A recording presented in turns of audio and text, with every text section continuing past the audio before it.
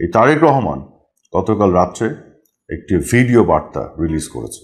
এই 21শে আগস্টের গ্রেনেড হামলার ঘটনাকে ঘিরে সে বিভিন্ন ধরনের বক্তব্য দিচ্ছে এবং প্রশ্ন ছুড়ে দিচ্ছে, এবং তার মাধ্যমে মূলত সে যেটি করার চেষ্টা করছে সেটি হচ্ছে তার অন্ধ অনুসারীদেরকে বিভ্রান্ত করার চেষ্টা।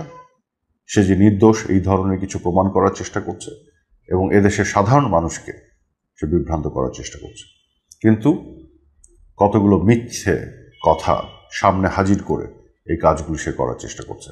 এর জন্য আমি তার এই বক্তব্যের প্রেক্ষিতে যতগুলো মিথ্যে কথা সে বলেছে তার বক্তব্যের মধ্যে সেগুলো তুলে ধরছে আপনাদের সামনে তথ্য প্রমাণ সহ। সবার প্রথমে যে বিষয়টা আমি আনতে চাই, শুনুন তার বক্তব্য। 2004 সালের 21শে আগস্ট আওয়ামী লীগের সমাবেশ রাজধানীর মুক্তাঙ্গনে হওয়ার কথা ছিল, তবে পুলিশ কর্মকর্তা ও সদস্যরা মুক্তাঙ্গনে আসার কিছু সময় পর জানতে পারেন সমাবেশের স্থান কাউকে না জানিয়েই হঠাৎ করেই মুক্তাঙ্গন থেকে গুলিস্তানে আওয়ামী লীগের দলীয় কার্যালয়ের সামনে স্থানান্তর করা হয়েছে।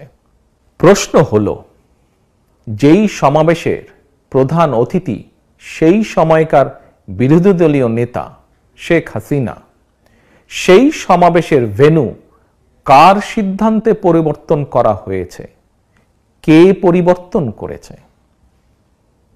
তর্কের খাতিরে যদি ধরে নেওয়া হয় 21শে আগস্ট শেখ হাসিনার সমাবেশে হামলার আশঙ্কায় মুক্তাঙ্গনের পরিবর্তে সমাবেশের স্থান তাৎক্ষণিকভাবে পরিবর্তন করে বঙ্গবন্ধু এভিনিউ এলাকায় স্থানান্তর করা হয়েছিল, তাহলে সেই ভেন্যু পরিবর্তনের তথ্য কি আইন শৃঙ্খলা বাহিনীকে জানানো হয়েছিল? এখানে একটি ডাহা মিথ্যা কথা বলা হয়েছে।